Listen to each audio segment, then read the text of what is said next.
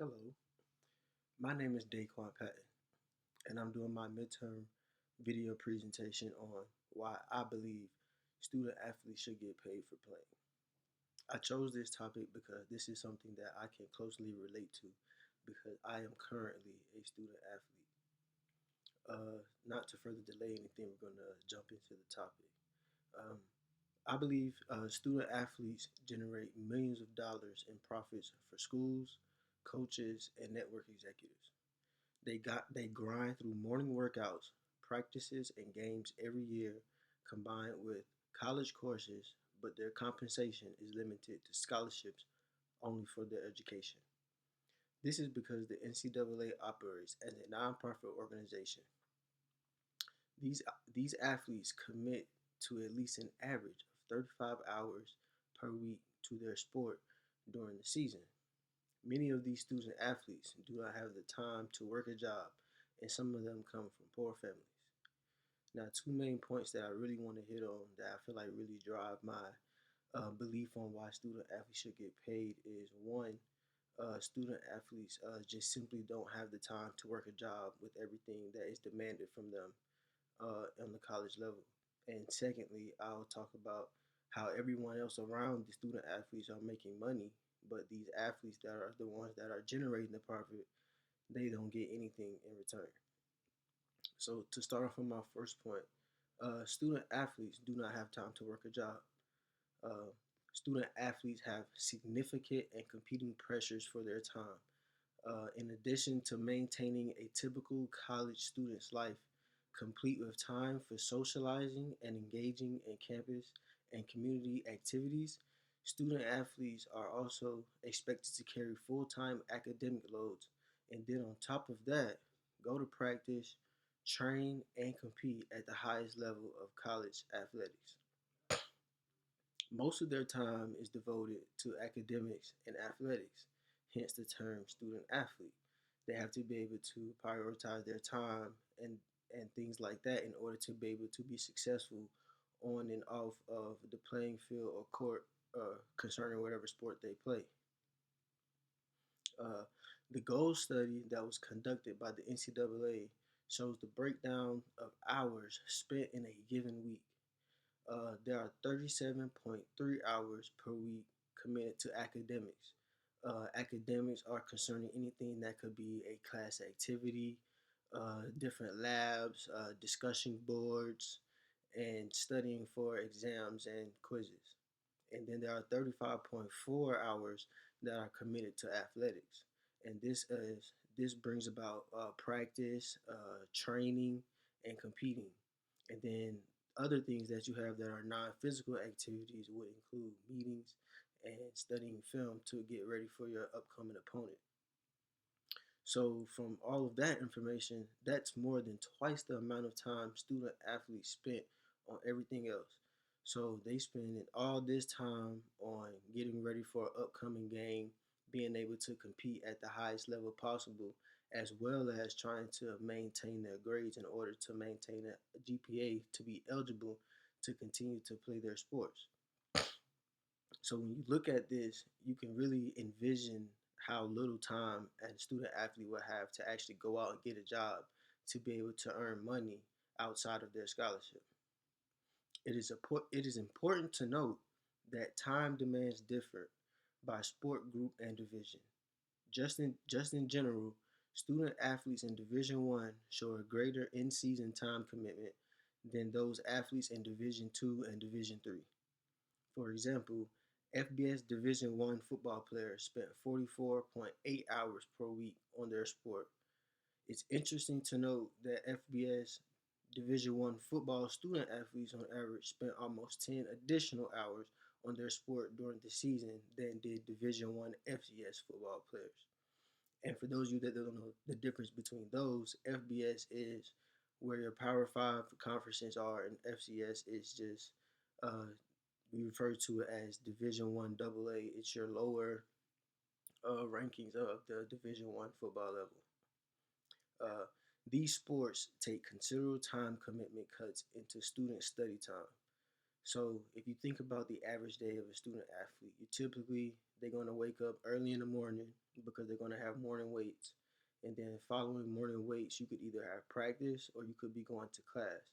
So that's about 2 hours for practice, or if you have class, that's about the next 3 to 4 hours.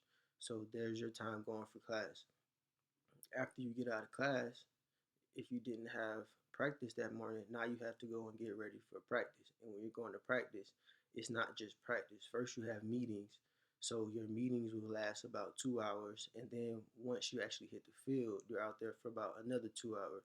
So, from sun up to sundown, the typical day of a student athlete is they're going to be up anywhere around 8 a.m. in the morning, and their days ain't going to end or start to slow down until about 6:30 in the afternoon.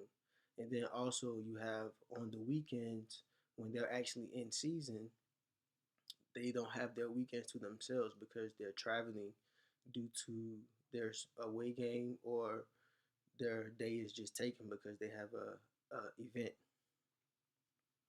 So and then another thing is, how is a student athlete supposed to keep up with their academics during the playing season? These athletes also need spending money on top of that. So just because you have a scholarship doesn't mean it necessarily gives you enough money to be able to go out and get things for entertainment, or let's say you have an accident where you need some emergency spending money. So not having a time to work a job, where are they supposed to get this money from? So that's just my first point on why I believe student athletes should get paid. My second point is that everyone around them makes money, but these athletes that are responsible for generating these revenue, they get nothing. Student athletes make their schools millions of dollars, so you would think they would naturally get a cut of the action. College athletics operate under the NCAA, which is a private nonprofit organization. Under current NCAA regulations, compensation for student athletes is limited to scholarships for their education only. Student athletes at these schools are required to follow the rules that are set by the NCAA for their academic performance and progress while in college and playing sports. All this means is that the NCAA has set some strict guidelines about what their players can and cannot do. Meanwhile, universities enter multi-million-dollar deals with cable networks and athletic brands, all of which profit from using athletes' images in marketing campaigns, apparel sales, and ticket sales, among other revenue. According to an article written by Ashley Robertson, historically, the NCAA athletes have not been allowed to receive additional compensation.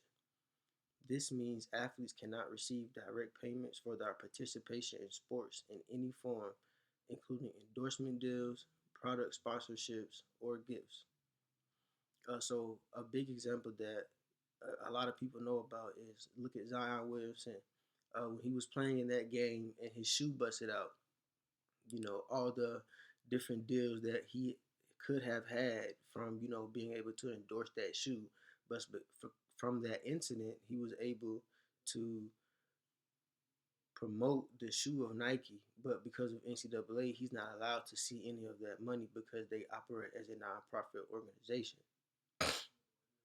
So so now you have this: the athletes who violate the NCAA's rules about compensation could be suspended from participating in college sports or kicked out of their athletic program altogether. So now the consequences for violating those actions are can now potentially be kicked out of school and also not play their sport any longer. Yet everybody else is able to use them and their abilities and their image to make millions and billions of dollars. It just doesn't make any sense to me. Without the student athletes, the NCAA would not earn over $1 billion in annual revenue, and college university athletic programs would not receive hundreds of thousands of dollars from the NCAA each year.